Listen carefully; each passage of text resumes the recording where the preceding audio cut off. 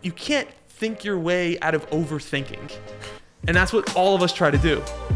That's Jacob Sokol, and he's trying to help you figure out what the fuck you should do with your life. Jacob's a friend and neighbor here in Brooklyn.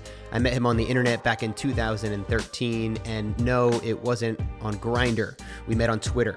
He runs a website called Sensify.com and is host of the WTF Should I Do With My Life podcast, where he mentors millennials struggling to find their path in life. You know, I'm on this self-knowledge quest to figure out more and more what's possible with life. In our conversation, we talk about how he got started out and some of his early struggles and breakthroughs. Holy shit. Dude, that was like someone handed me a briefcase with $1 million. We talk about everything from personal finance to my sex life. If I were to say, Matt, think about when you and your girlfriend had that epic sex, right? It was like the best 20 seconds of my life. My name's Matt Diavella, and you're listening to The Ground Up Show. You are a life coach. Is that the term you would use, or is that it's kind of seen as... I'm a Jedi mind trick master. Right.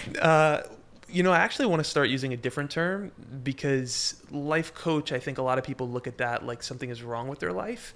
But if I say success accelerator or, you know, peak performance coach, like there's a different connotation. You're like, oh, fuck, you know, sign me up for that. But what I must say is that I'm really enjoying drinking this beer while it's I'm good. Dude, right? Isn't this nice? It's really nice. You know, I am very interested in a niche that I do not believe exists in the market, which is drunk life coaching. Oh, drunk life coaching, and that drunk podcasting. Yeah, well, this will be an extension of it. Yeah. What does the beer do to us, or what does the whiskey do to us? It gets us out of our head, right? It changes our level of consciousness. Now, too much of that will change it in a negative way, right? When you're puking on a toilet, that's not the positive, or that's not an empowering or even helpful way to change your level of consciousness. But essentially, what I've been geeking out on so much in the past year or two is working with states. And what I mean by working with states is the mood that you're in, how you feel. For me, I realized that for the last 5 or 10 years, a big insight for me was that our thoughts create our feelings. So if I were to tell you, Matt, think about, and I'm going to knock on wood here, right? But think about someone who you really love dying, right? Think about your mom suddenly passing away. Again, knock on wood here. Suddenly, if you were to really think about that, your feelings would change. Your body would tense up. You'd feel sad, right? And that's all created by your thoughts. If I were to say, Matt, think about when you and your girlfriend had that epic sex, right? And like just the peak of that experience. Like, how did you feel? And you just imagine like a tiny detail about it, right? It was like the best 20 seconds of my life. Right? And you think about that. That's just thoughts. Those thoughts are going to create such a great feeling inside of you. So most of us live life thinking that external events create our experience of how we feel, when really it's the meaning that we assign to the events, the story that we tell ourselves, the thoughts that we have, which give us the feeling ultimately. And so that's really ninja, to be able to kind of take a step back and disconnect from the experience that I am my thoughts. But what I've also realized is that your state creates your thoughts. So when you exercise, when you finish a run, when you get a good workout in, you're feeling like a beast. You're like, this is amazing. And suddenly you're super inspired. You're super creative. You can think of all these new connections that you couldn't like possibly make if you were over caffeinated and trying to force something out of you when the flow is just not there. And so much of my work that I do as a coach and in my own life is about state regulation. So would you say focus on the state first? Totally. And then that's going to shift all of your thinking. You can't think your way out of overthinking. And that's what all of us try to do. Yeah. Right? You can't overanalyze your way out of overthinking about a problem. And so instead of trying to fight fire with fire, you bring in a different element to change your state. You go for a run. You tap into a different part of yourself. And I don't mean to sound all woo-woo, but just to connect to something other than the neurotic, control-seeking, safety-craving, fucking monkey mind, as the Buddhists will call it, without all the cursing. Well, let's go back to, I guess, the beginning. We've known each other for a little while now, and I don't really know your story from, entering the workforce, climbing the corporate ladder, and all that. Mm-hmm. Okay. I can take you there, as you can feel my eagerness to do so and my extreme enthusiasm about taking you there. It's a dark place. Yeah. So, the short of it is, we're in Brooklyn. I'll quote Big E. He says, I grew up a fucking screw up. And that is something that I relate to very much. Not because I was an evil little bastard, but because my parents got divorced when I was 5. I come from an experience where they were addicted to some stuff, and I quickly realized that the life that society and school and the world said was how things worked wasn't actually true. And so I remember very distinctly being in like first grade, having like my teacher tell me to do something because it mattered. And I'm like, fuck you. You don't know what matters. You don't know how life actually works. And like, there was like an ethos that I had inside of me of like, you guys are all lying.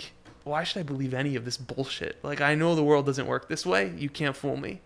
And it made it very hard to get through school. And I did a lot of drugs. I wrote a ton of graffiti. I had a lot of unprocessed pain, emotions, crazy thoughts, et cetera, et cetera. So fast forward, I don't know, my sister, she works in finance, and the company that serviced her computers, one of the technicians left, and she just did like the heartfelt sister thing and didn't even tell me, and emailed the company and was like, hey, my brother, he's like pretty good with computers, and is the spot open for an interview? So I got the job, and that job taught me so much. Like, that job taught me that anything is figure outable.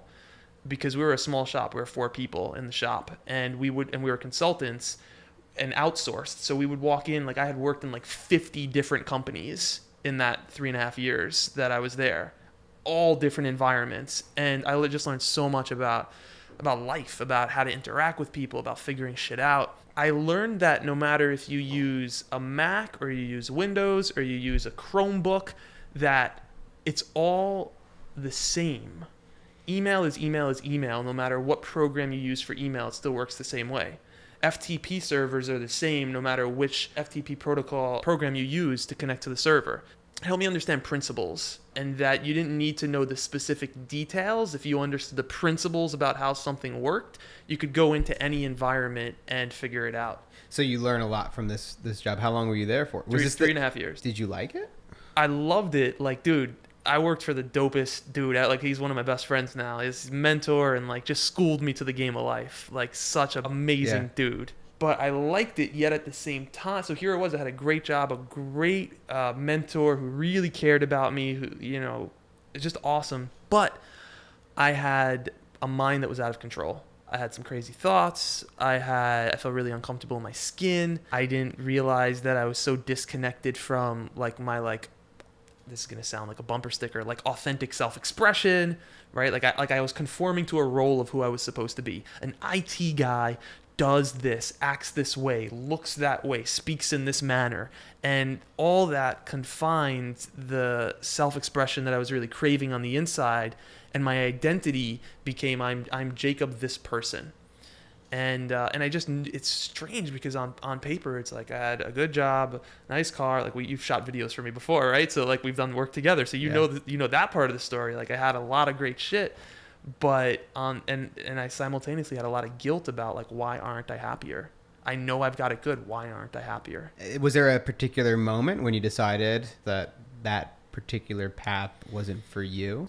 So I didn't know what to do, but I knew that I wanted to take a trip to Europe by the time I was 25, and I was 24 then. And it was one of those, I don't even know what Europe is. I don't know any places in Europe. I don't know anything about Europe. All I know is that I heard I should go there, and like I really get excited when I think about it. I'm going to plan a trip to Europe, and we'll see what happens from there. That first trip that you took kind of changed your life, right? Totally. Yeah, there was really 3 big insights that I had on that trip. The first insight was that I'm not my role.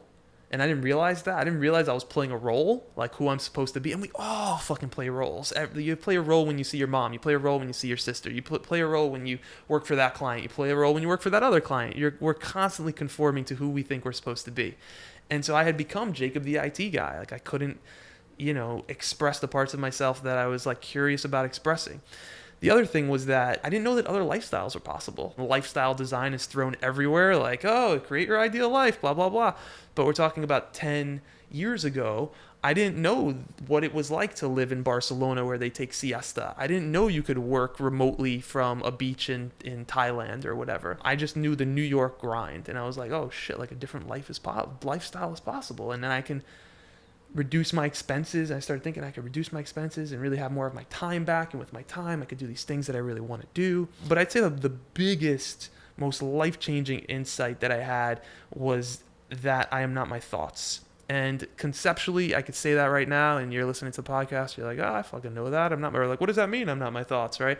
But I had like an experienced understanding. I would wake up every day when I was working, and I would have the same crazy thoughts go through my head. Months after months after months after months after months. And I took the trip, and a week later, I woke up, and I didn't have those crazy thoughts going through my head. And I was like, what the fuck? Like, holy shit. Like, that was like, dude, that was like someone handed me a briefcase with $1 million. Yeah. It was just like I had been like tortured by these like thoughts in my head over and over and over, waking up every morning. And then I go on this trip, and these 7 days into it, I realized, am I having those thoughts? What the fuck? And I just got on such a deep level that, oh, if I change my circumstances, my thoughts start to change. Like, we're a product of our circumstances. Our thoughts adapt to the places that we're in. And when I really got that, that was like, oh my God, if I could change my thoughts, I could change my life. If I could change my life, I could do whatever. And that was the start of something really special that's led me here. Yeah, and then I guess at that point, when you come home, you start to hatch this plan for how am I going to actually create the life. It's like, I'm doing this no matter fucking what. Right? That's where it starts. There's no question. There's like, you know that feeling of getting $1 million in a briefcase? We obviously, none of us know that. But like, you know that feeling? Yeah. Just the other day. But it's like, then imagine having to give that back. And it's like, no, just kidding. You can't really have it. You had it for 3 weeks, but now I'm taking it back. There's no way I was giving that feeling back. Yeah. It was like, I would do whatever I needed to do. And that was the mindset, was like, I'm going to figure this out no matter what it takes. And I reduced my expenses. I sold my car, sold my motorcycle. I stopped going out on the weekends, stopped buying new clothing, started packing lunches to work. I was living the MAT budget, right? That's what I was doing, that right? was it. Like, that was the get out of debt budget. Totally. I lived the MAT budget. And I saved a little money, and I figured out how to make it work. And I rented 6 months later, I left my job, and I rented out my apartment, and I was able to sleep on a friend's floor in Hawaii. An old roommate of mine moved to Hawaii, and I'm like, can I sleep on your floor or some shit? Life became a series and kind of a constellation of figuring out where to jump to from one place to the next in order to make this work. And I had no idea what it even meant to make it work. It was just to like be alive, not in that job. It seems like you approached it in a way that was rather smart. You didn't just drop everything right away. You kind of got your finances in order, and you had a little bit of a game plan. Yeah. But then you do have to make money. Oh, dude. Right? Like, I had so many panic attacks. Yeah. So, and I didn't know they were panic attacks, which makes it like a million times worse when you don't know that you're experiencing. So you just think like the world is ending versus like, I have some objective awareness that I'm freaking out right now. mm-hmm. And yeah, there became a point maybe like a year and a half into it where it was just super overwhelming, and it was like, what do I do? How did you get through that? What, you had mentors? Yeah, so I had a lot of mentors, but the thing about having like crazy thoughts in your head is like, you don't want to share that shit with anyone, right? You're like, I'm working real hard to make sure no one finds out about this shit. Right? Like, you actually even like yourself, you don't even want to admit it to yourself that you have that shit. Especially the people you look up to, your mentors. You're like, I don't want to tell you about this shit. So in short, like what I did was I put my resume out on the market. I got a call from a headhunter. I went through a series of 4 interviews with the same company, and they offered me a job making nearly $100,000 a year. This is after me being out of IT for 2 years, not touching anything. And when I was in IT, I made $50,000 a year. I was set on a path to like really crush it. And I got the call, and they're like, so we'd like you to start on Monday. And it was Thursday. And I had that realization of like, you gotta think, like for the last 2 years, I've been living like a fucking, like Tarzan, like in the jungle, like swinging from vine to vine with my cock out. Like it was like amazing, you know? Yeah. And then I just thought about going back to like, you know, what I perceived as hell. And I was like, there's no way you can offer me any amount of money. And I wasn't thinking about going back permanently. I was thinking about going back for like 3 months to stack some cake and then ultimately continue with what I was doing. But even the thought of that, which was just like, I'd rather go to Southeast Asia, live dirt cheap, work on my business, and figure it out some other way. And that's what I did. That's crazy. Yeah. That's a hard thing to turn down for, I think, most people. I think most people's dream is to say, like, if I could get a 6-figure salary, I'd be set. I feel like you can't go down that road because it's very easy to get stuck and get trapped. And then you're back to where you started. You had these amazing, transformative moments in your life, and then all of a sudden you're kind of hitting the reset button and go back to square one. Yeah. And listen, I'm not against, if someone's listening to the podcast, I'm not against that. Yeah. I'm not against people going back for 3 months or going back for a year or figuring out how to go back in a way that aligns with their values more, so they have more of the things that actually matter to them that maybe they weren't conscious about when they initially said, I need to get out of this job. Because listen, dude, it's 6 years out of working for somebody else, and I really admire people who work for somebody else. I really admire people who have a job. I'm like, that's fucking awesome that you have a job. You get a check every 2 weeks. Yeah. You get health insurance, possibly dental. Possibly dental. Like, that's amazing. Yeah. I really envy that. I don't get that. You know, I got to make it work for myself, and I do, and it comes with the really challenging times, and it comes with the really big wins. It's like, I don't get the health insurance, I don't get the check every 2 weeks, but you know what? I get the freedom to say, you know what? Fuck it, I think I'm gonna go to Russia for a month. Why not? Yeah. What were some of the early wins for you in terms of building Sensify? Early win. I remember being on a group coaching call from a teacher who I was really inspired by named Brian Johnson, and he wrote him a letter. The letter was like, thank you so much, you changed my life. When I'm in weird situations and if I find them challenging, I'm like, I ask myself, Jesus, what would Brian Johnson do? And like, he was like cracking up, and he's like, I'd love to offer you a scholarship into a group coaching program that I'm doing, and I'd love for you to join for free. There's only 10 people who are allowed in. I remember I got on that call and I had a conversation with him. He coached me. And fucking after the call, dude, I stomped around my apartment doing NFL touchdown dances like a raging gorilla who's like just on fire. I was so stoked that like I had connected with this mentor, like guy who I really looked up to. And that was such a huge win for me. Just having a conversation with someone who I looked up to was like earth shattering for me. It just blew me out of the park. So that was a huge one. And then one of the ones that I think is how you got introduced to my work was I reached out and I figured out how to get Gary Vaynerchuk, who is an author and speaker and kind of social media agency owner or whatever, to take me to the Jets game. And he said he's going to own the Jets, right? And so here's a guy I really liked his work. I really liked his book. And I was really inspired by Tim Ferriss talking about most people aim for what they think is realistic. And because 99% of people are aiming for what they think is possible, counterintuitively, it makes that 1% of things that most people are never willing to go for actually easier if you're willing to approach it a different way, because most people don't have the chutzpah to go for it. And I was so inspired by that thinking, that mindset led me to say, I want to take this guy, Gary Vaynerchuk, I want him to take me to a Jets game. You know, this guy has got 1 million followers on Twitter. I started my blog 5 weeks ago. I literally had no clout. I knew nobody in the industry. It was just some random, and so I like reverse engineered it. I'm like, what would really tug at his heart? How do I like figure out our commonalities so I can put them in the email? How do I like, you know, when I do this in coaching, I figure out what matters so much to someone, and then I show them how they're living out of alignment with that, even though they think they're actually living in alignment with that. So if someone's like, oh, like my kids matter more to me than anything in the world, and like they're sacrificing their happiness in order to like get a check, in order to like keep going with the same shit in life, well, I can often show them how like, listen, your kids aren't going to do what you say, your kids are going to do what you do when they grow up. And so with Gary, it was kind of a similar thing. It was like, what is this guy about, and how do I like socially engineer it so that authentically from my heart that I'm communicating in a way that really tugs at his heart's chords. And that was it. Yeah, he said yes, and like that was like my street cred. It's like, this guy Jacob is for real. So how did you actually get a hold of Gary? What's the story there? I just emailed him. The title of my email was, Gary, do you give a fuck? Because that's what he was saying really mattered, was giving a fuck about people. Like, that was what he was ranting about at that point in 2010 or 11 was 2010. It was like, you have to give a fuck about your community. You have to give a fuck, right? And I was, Gary, do you give a fuck? Do you give a fuck? Yes or no? Do you give a fuck, dude? Take me to the Jets game. Yeah.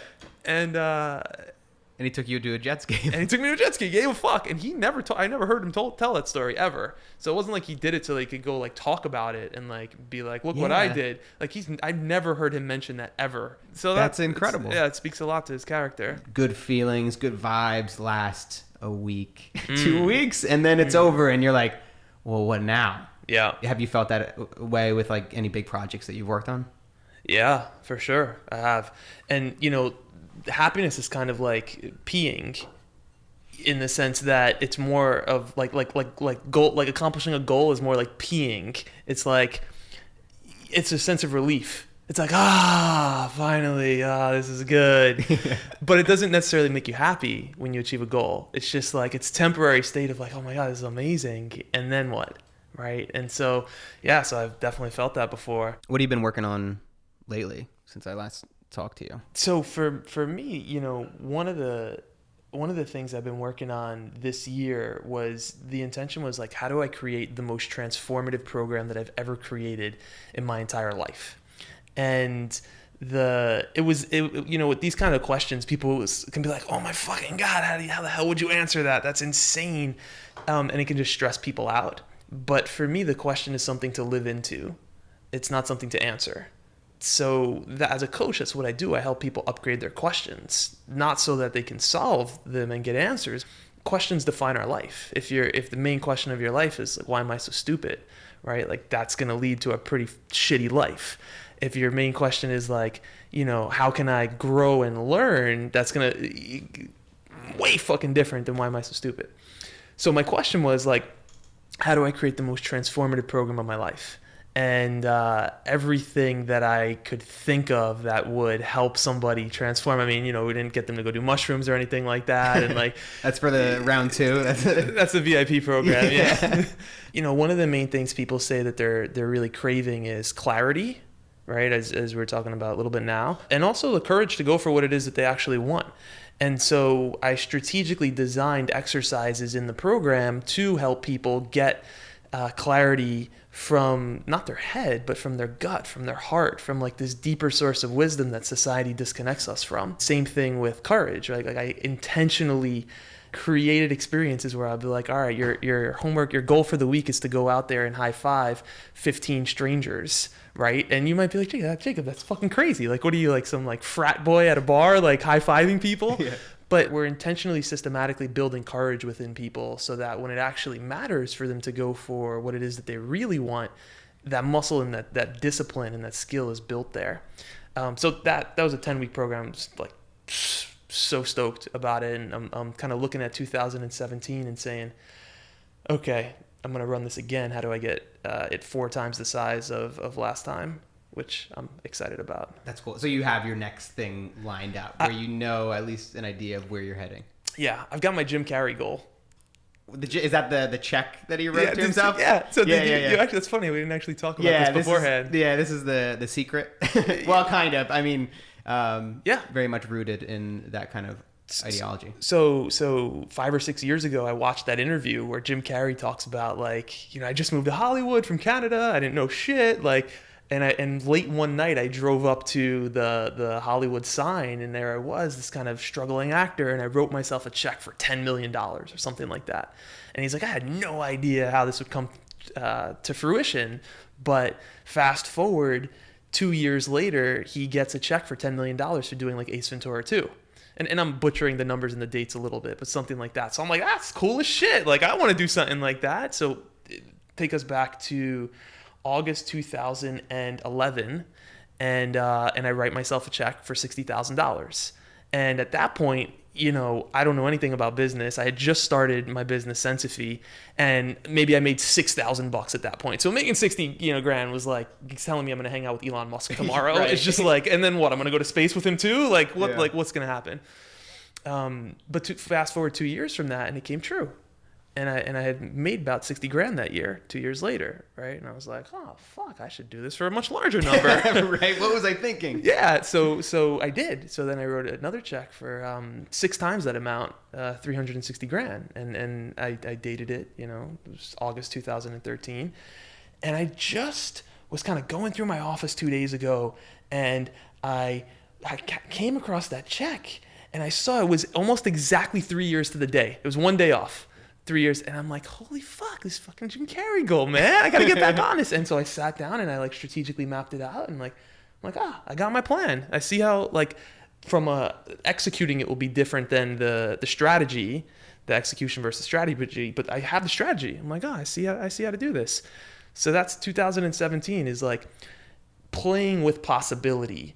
And one thing that's been really helpful for me is the barbell strategy. Barbell strategy is basically like you want to be simultaneously conservative and aggressive at the same time in your goals. So conservative, if you're always doing conservative shit, it gets boring. It's like, I could pay the rent, that's great, but like where the hell is my sense of possibility? Right. And if you're constantly going for home runs, which I have been for quite some time, and you start missing a few, it's like, fuck, I got to get on base. Like, right. This ain't looking good. Like, yeah. Right. But it's to simultaneously go for the conservative goals to make sure that you are covering your rent, paying your bills, and doing all that while taking the big home run swings and going for what it is that you really want. Right. To actually feel challenged. Yeah. I think that's inspired. Yeah. I think that's something that we've talked about before, especially financially. Where I think I'm super conservative financially. It probably comes from the fact that I graduated with $100,000 in student loan debt, and for the longest time, I just didn't want to think about my finances. You're a true American, dude. You should be wearing like American flag on your shirt. I know, right? And then once I started to actually look at my finances and understand the problem and the predicament that I was in, I was able to change my perspective to where I didn't see that money as mine. And then I continued to just hammer at it and pay off my student loans. When you say you didn't see that money as yours, you meant the money you were making or the money that you owed? The money that I owed and the money that I was making. So if I did a big project and I made a couple $1,000s, I would automatically take that money. You would be a little bit conservative and save some of it for rent or whatever you need to do. But everything on top of that went to my student loans. At least from previous conversations that we've had, I feel like I've been more on the conservative side when it comes to finances. I think that it comes from my background of being in that massive, overwhelming amount of debt and getting really into personal finance books and like digesting everything and brainwashing myself into everything that they say, like cut up all your credit cards. Now I start to find ways where I can kind of spend money and actually enjoy the money that I'm making and kind of regaining control and saying, this is my money. Like I made this money. I worked hard for it. I should invest it in myself and do cool things. Dude, it's like you lived in China or something. Like they totally brainwashed you. It's like, yeah, exactly. I thought this was the internet. What? This is the intranet? Right. And I still have so much of that, and I have got a 401k, Roth IRA, and all this stuff. And then when I talk to you about this stuff, the personal finance, you kind of laugh. because you were like, man, you just got to enjoy it now in the moment. Do you still feel that way, or do you have a 401k? Do you have any money at all? Yeah. Both. Like, so I'm 31 now, and I'm looking around, and like my boys are like gearing up to buy houses, and these are guys who don't work for themselves. They, they're getting a check. And it's inspiring. I'm like, when the fuck did you start planning to buy a house, you motherfucker? Like, what? Right. we're homies. Like, what are we talking about? Right? Yeah, you're like a different person. Why weren't we talking about that? And so there's a little bit of that. And also now I live in Brooklyn, and like, I'm so stoked, dude. Like, I know what my budget is. It's like, I know you have a budget. I fucking have a budget. I know how much my business needs to bring in order to pay me a salary. And I know that salary is based on my cost of living in Brooklyn. Like, I got fucking Excel sheets up the kazoo. Really? With formulas and shit. Yeah, it's amazing. And it probably sounds like you're talking to somebody different now than you did 2 years ago. And part of that was because, I'm on this entrepreneurial / self-knowledge fucking quest to figure out more and more what's possible with life, and that'll be like a never-ending thing, right? Like what's possible, And so I started off, like I said, I made $6,000 like my first year in business, and then I made 25,000, and then closer to 50 or 60,000, and then 200,000. And I'm like, when we were speaking around that time, 200,000, I was like, dude, like I'm ready. Like, I'm gonna be buying the house like tomorrow, right? Like I'm ready. Like I'm gonna quadruple again. I'm gonna hit 500,000 or whatever. And then, you know, fucking the universe throws you some shit and you dance with it, and it's like, oh, that didn't go how I hoped it went. And so for me, it's a balance of like knowing that I can make money and this is a game, and just because there's a number on a screen doesn't mean that it needs to change my experience of life. Like the reality is like, dude, we live in America. Like and for people living in a first world country, like this is all just perceived danger. There's no actual danger in any of this money conversation that we're having, right? Like, oh, but I won't get hired. Like, so what? You'll be all right. Like, you will sleep on someone's couch or live in a homeless shelter or whatever. Like, you'll get fed. So really, it's just like, it's mindset, and it's what power are we giving to the thoughts and fears that come in when we're in a low state or a bad mood or a place of fear. And being willing to just objectively witness those without kind of buy into those fears and stories and let them run our life. One more question. I've never hired, a life coach, peak performance coach, or mentor, whatever you want to call it. What would be the case for somebody who hasn't thought about it, maybe who's thinking about it? Why is it important to have somebody like a coach in your life? Well, it's not something that I can say you should do. It's something that you kind of need to have that already curiosity inside of you of like, I think there's something more out there. And that might be in your profession, that might be in your romantic relationship, that might be in any capacity of your life where there's a craving for more, to go from good to great.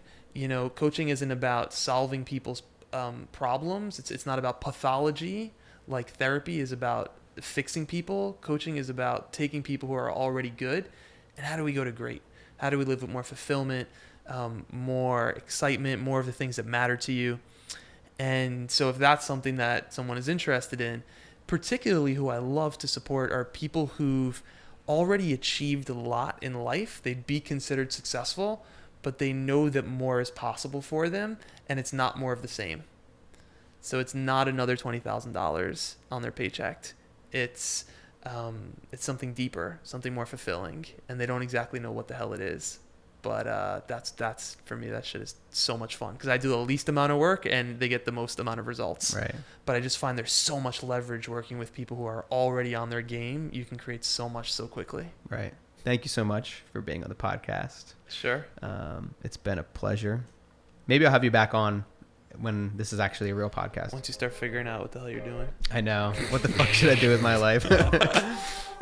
That's it for this episode of The Ground Up Show. Thanks so much for listening. If you liked it and want to hear more, subscribe on iTunes or anywhere else that you listen to your podcasts.